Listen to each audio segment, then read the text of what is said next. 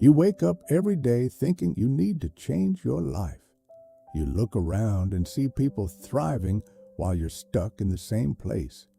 You work hard, wake up early, put in the effort, but at the end of the month, the feeling is always the same, like you're running but not getting anywhere. Have you ever noticed how some people seem to have a magnetism for money, while others, no matter how hard they try, seem to repel any chance of prosperity? And the worst part is, it has nothing to do with luck. You know this. You feel it. That silent anguish that tightens your chest when you compare your journey to someone who started in the same place as you, but is now light years ahead. I've spent decades observing this phenomenon up close, talking to millionaires and billionaires, studying patterns, and I discovered something most people refuse to accept. The difference between those who accumulate wealth and those who live in scarcity isn't talent, intelligence, or formal education. It's something much simpler and much harder to admit. It's in the invisible daily rituals that program your mind for wealth or for poverty. Today, I'm not going to talk about obvious habits. I'm not going to tell you to wake up early, read books, or exercise. Everyone already knows that. I'm going to talk about the 5 habits that truly separate wealth accumulators from those who are just surviving. And here's the crucial point most people miss. These aren't financial habits. They are neurological habits. They are thought patterns that completely reprogram how your brain processes the concept of money, opportunity, and risk. And when you understand this, when you truly internalize this truth, everything changes. Let me tell you something I learned observing wealthy people over 6 decades of investing. Wealth isn't built by extraordinary actions. It's built by the obsessive repetition of ordinary actions that most people consider too insignificant to bother with. Science calls it the behavioral compound effect. I call it the physics of fortune. And it works exactly like the physics you learned in school. An object in motion tends to stay in motion. A body at rest tends to stay at rest. The difference is, we're talking about neural patterns, not physical objects. And here's the part nobody tells you. Your daily habits are creating a gravitational field around you. They either pull you towards wealth or trap you in scarcity. There's no middle ground.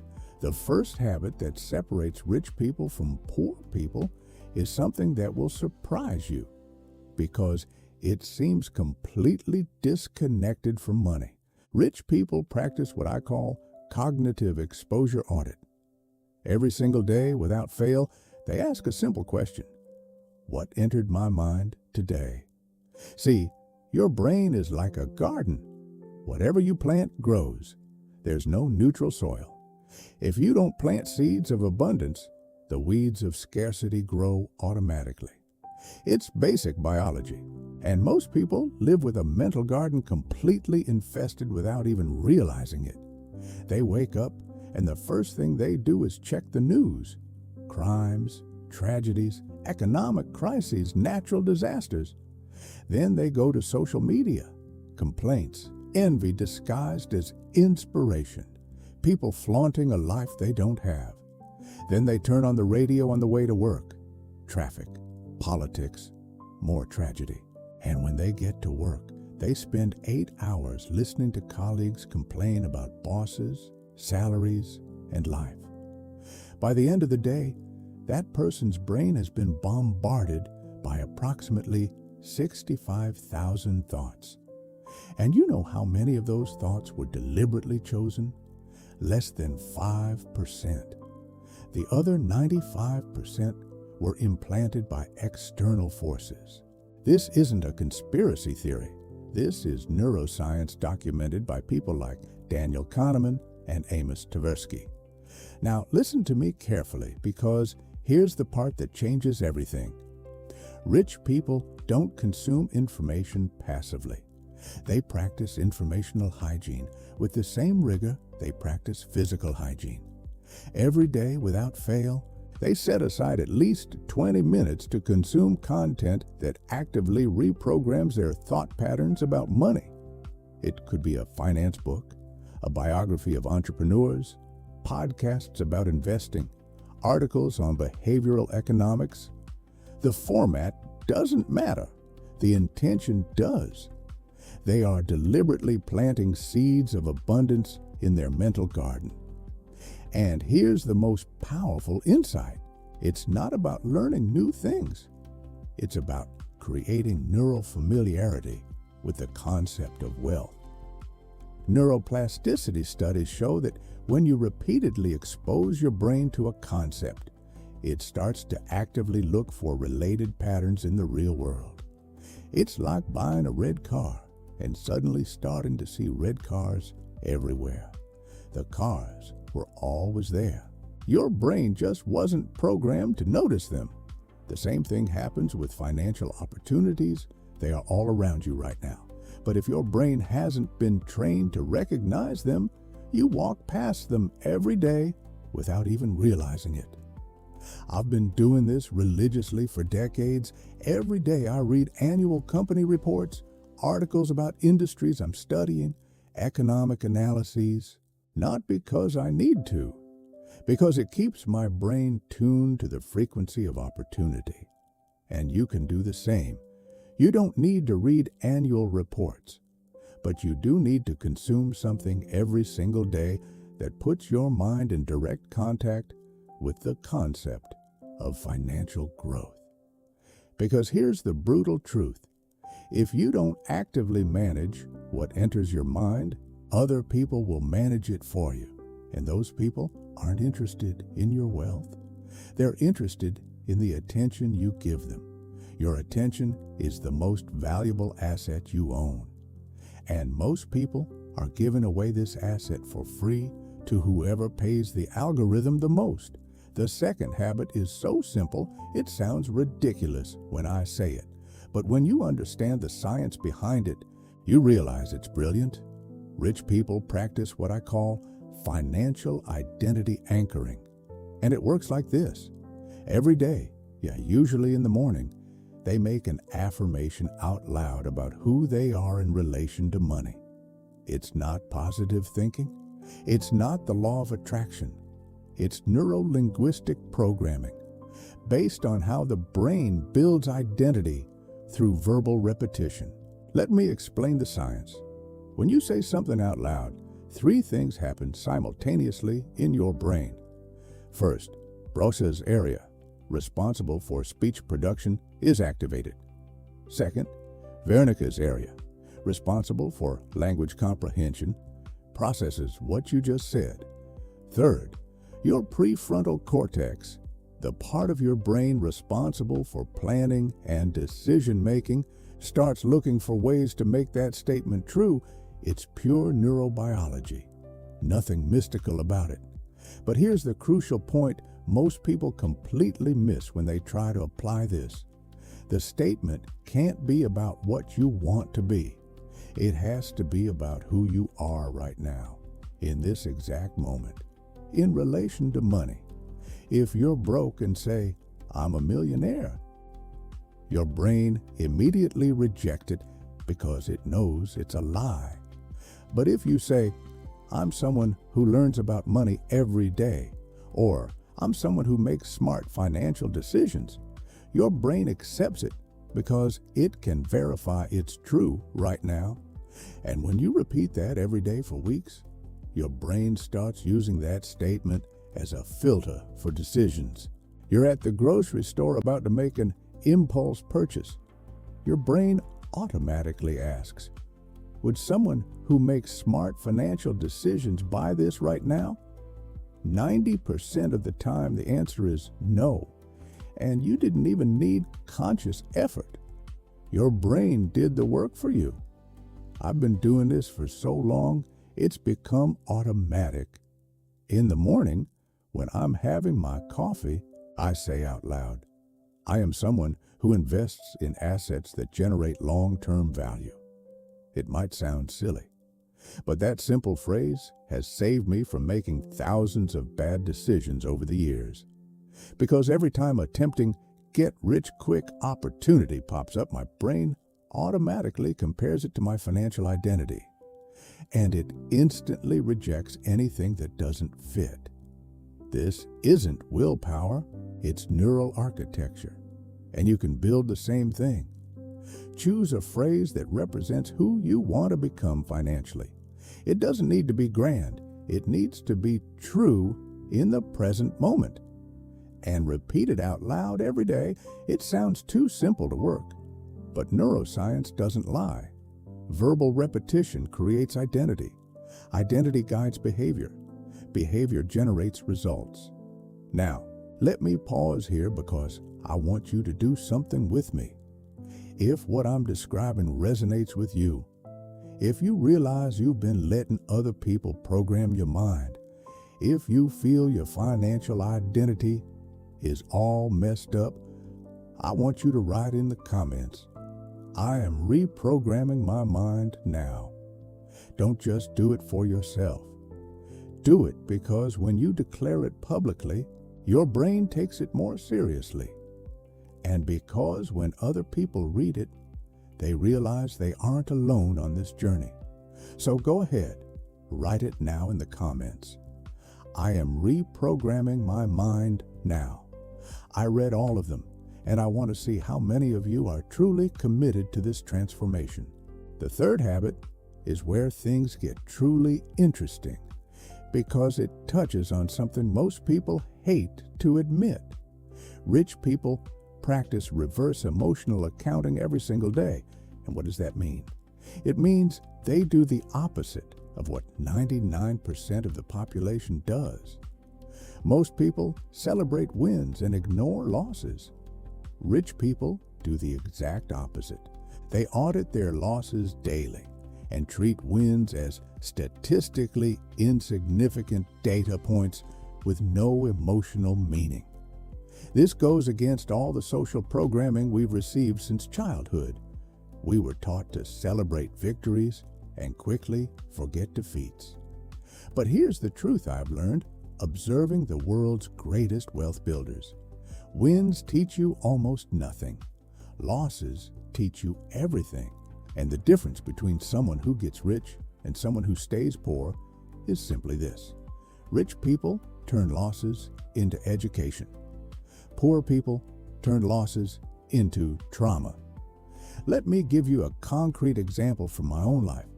Every day, without exception, I review decisions that didn't pan out, not to punish myself, to extract the pattern. Did I buy stock in a company that tanked? I note it down. What was the analysis error? Did I ignore a red flag in the financials? Did I let emotion influence the decision? Did I follow someone else's opinion without doing my own research? Every mistake becomes an item in what I call my failure library. And this library is the most valuable asset I own. It's not the billions in investments. It's the catalog of mistakes that prevents me from repeating the same self-destructive patterns. Charlie Munger, my partner for decades, often says intelligence is learning from your own mistakes. Wisdom is learning from the mistakes of others. But there's a third level that no one talks about. Genius is turning your mistakes into systems that prevent future mistakes. And here's the part most people don't get. When you audit your losses daily, something extraordinary happens in your brain. You develop what neuroscientists call predictive pattern recognition. Your brain starts identifying warning signs before you make the mistake. It's like that déjà vu feeling, except instead of feeling like something has already happened, you feel like something is about to go wrong. And 90% of the time, that gut feeling is right. Because it's not a gut feeling. It's your brain comparing the current situation to thousands of similar situations filed away in your failure library. This doesn't happen overnight. It takes years of deliberate practice. But when you develop it, it's like having an early warning system against bad decisions. Now contrast that with what most people do. They make a financial mistake. They feel shame. They bury the experience as deep as possible in their memory. They swear never to think about it again. And 6 months later, they make the exact same mistake in a different guise. Because they didn't extract the pattern. They just buried the emotion. And the brain doesn't learn through emotional suppression. It learns through repeated rational analysis. So here's what you need to do. Every day before you go to bed, set aside 5 minutes to ask, what financial decision did I make today that wasn't optimal? It doesn't have to be big. It could be buying a coffee you didn't need. It could be failing to research prices before buying something. It could be agreeing to a payment plan without calculating the interest. The size doesn't matter. The pattern does. Note it down. And once a week, review all your notes. You'll start to see patterns emerge. And when you see the pattern, you can break the pattern. The fourth habit is probably the most counterintuitive of all and has everything to do with how you use your time. Rich people practice what I call reverse time allocation. Most people allocate time like this. They first handle urgencies, then they get busy with important things, and if there's any time left, they do what generates wealth. Rich people completely flip that order. They first do what generates wealth, then what is important, and urgencies are treated as noise that needs to be eliminated from the system. This sounds impossible at first. You think, but I have bills to pay, work to do, a family to take care of. How can I possibly prioritize building wealth? And here's the answer nobody wants to hear. You're already prioritizing something. The question is what you're prioritizing making you richer or poorer? Let me give you a concrete piece of data that completely shifted my perspective when I was younger. A study of 1,000 self-made millionaires showed that every single one of them, without exception, dedicated at least 2 hours a day to what the researchers called wealth-building activities. Not regular work, specific activities that increase your market value or generate assets. This could be learning a new skill, building a side hustle, strategic networking, analyzing investments, creating content that attracts opportunities. And here's the shocking part. These 2 hours never came from free time. They always came from time that was being used for something else. They cut back on TV, cut back on social media scrolling, cut back on happy hours, cut back on their commute by living closer to work, cut back on useless meetings by delegating or declining. Because they understood a fundamental truth. Time is the only truly finite resource. You can earn back money. You can never earn back time. And this is where most people get it completely wrong. They think they need to find time. You don't find time. You create time by eliminating low-return activities. And what is a low-return activity? Anything that 5 years from now will not have measurably contributed to your wealth, health, or significant relationships. Watching binge-worthy shows, low return, endless scrolling on social media, low return. A meeting that could have been an email, low return.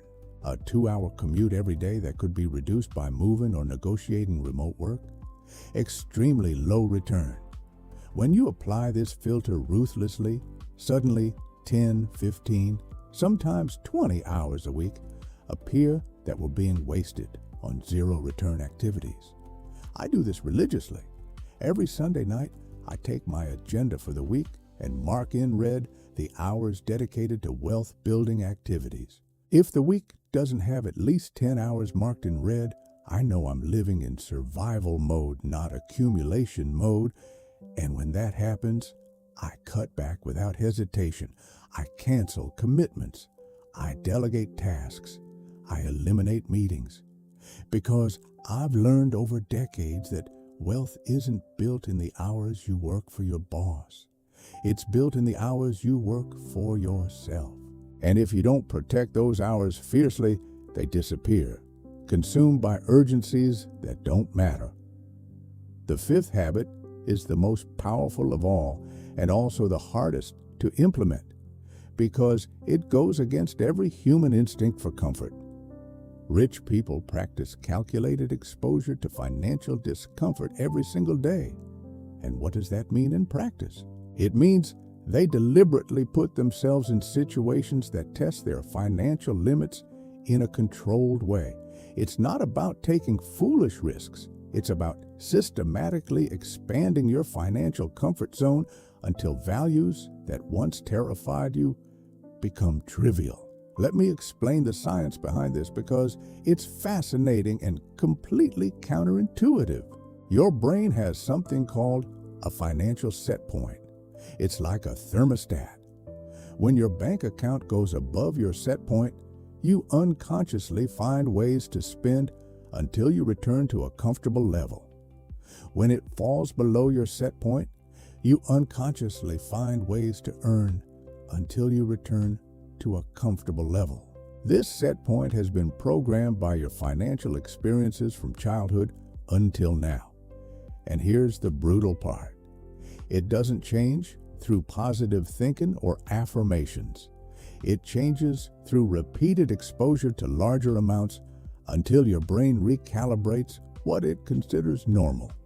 Let me give you a practical example from my own life. When I was young, investing $1,000 gave me anxiety. It felt like a lot of money, but I pushed myself. I did it even though I felt uncomfortable. After a few times, $1,000 became trivial. Then I invested $5,000. Same anxiety, same feeling of taking too much risk, but I pushed myself again and again and again until $5,000 became trivial. Then I jumped to $10,000, then $50,000, then $100,000. Each jump came with the same initial anxiety, but the anxiety always diminished with repeated exposure. And over the years, my financial set point was recalibrated from $1,000 to millions of dollars. Not because I became braver, because my brain expanded what it considered a normal amount through gradual exposure. And here's the most important insight. This works both ways. If you never test your financial limits, your set point decreases.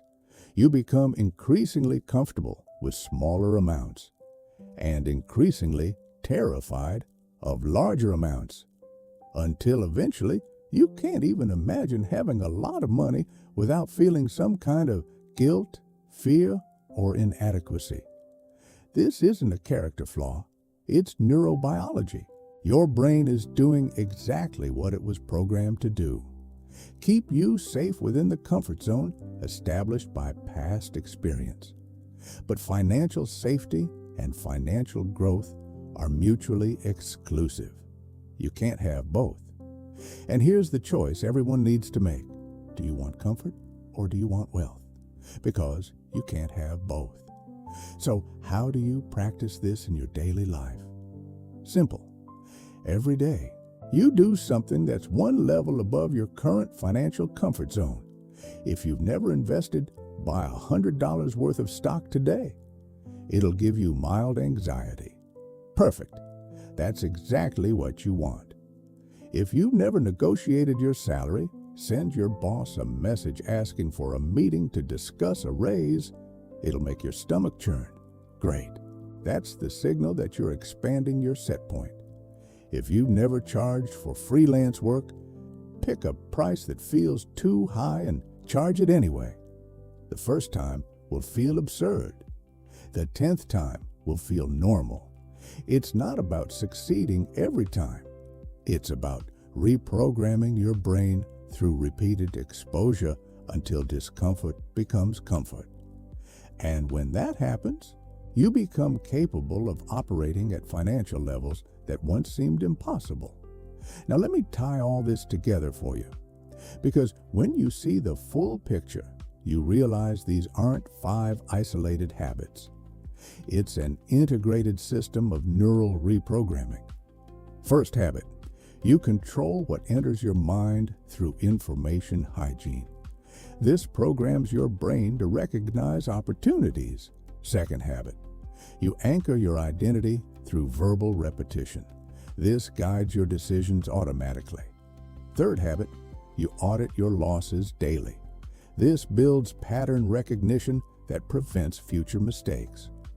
Fourth habit, you allocate time to prioritizing wealth generation. This ensures you're building assets, not just consuming entertainment. Fifth habit, you expand your financial set point through calculated discomfort. This removes the invisible ceiling limiting how much money you can accumulate. When you implement all 5 simultaneously, something magical happens. It's not magic, it's neurobiology, but it feels magical. Opportunities start to appear. Financial decisions become easier. Money starts accumulating faster, and you can't even pinpoint which habit specifically caused which outcome because they all work together, creating a multiplier effect. And here's the part most people don't want to accept. This doesn't happen overnight. It's not a hack. It's not a shortcut. It's deep neural reprogramming that takes months, sometimes years, to fully solidify. But here's the question you need to ask yourself. Where will you be in 5 years if you continue with the habits you have now? Probably in the same place, maybe a little worse, because the world gets more competitive every year.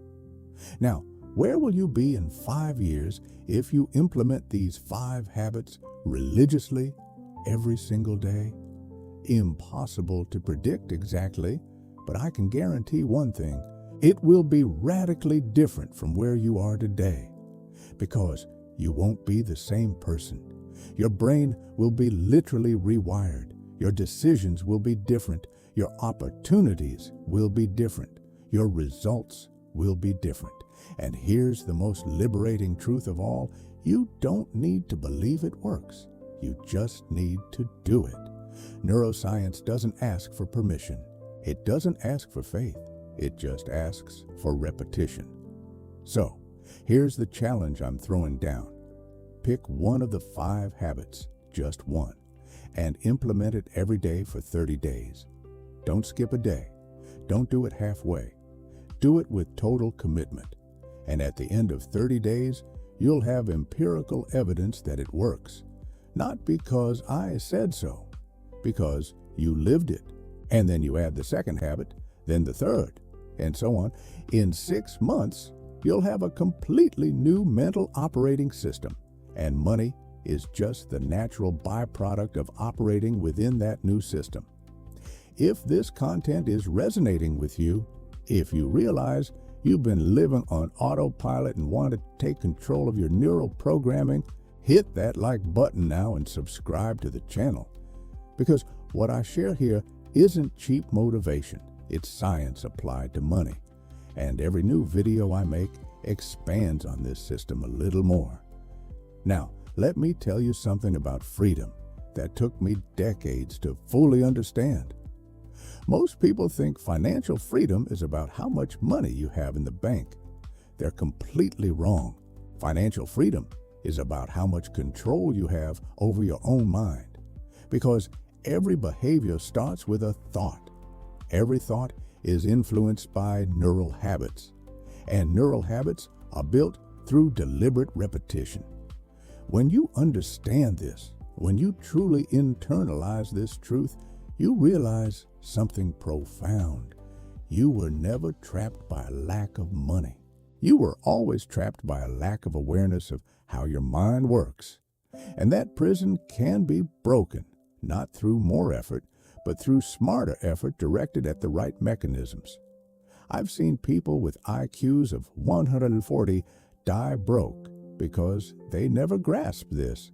And I've seen people with average IQs build fortunes because they intuitively understood that financial success is 90% mindset and 10% strategy. And the beautiful part of all this is that mindset is democratic. It doesn't matter where you were born, how much you earn now, what education you had. Anyone can reprogram their neural patterns. You just need to know what to do and have the discipline to do it repeatedly until it becomes automatic. These 5 habits are the map, the path you have to walk alone. Nobody can do it for you. But at least now, you know where to go. Thanks for watching this far. That alone puts you in a select group. Most people don't have the patience to dive deep into content this dense. They want quick fixes, magic formulas, non-existent shortcuts. You're clearly not like that. You want real understanding, and that means you have the potential to go much further than you imagine right now. If you made it this far, I need to tell you something important. This channel isn't about teaching you to get rich quick. It's about teaching you to think like someone who builds sustainable wealth over decades. Every week, I bring you deep reflections on money, mindset, and the invisible patterns that separate those who accumulate from those who squander. It's not easy entertainment. It's heavy mental work. But it's the kind of work that transforms lives.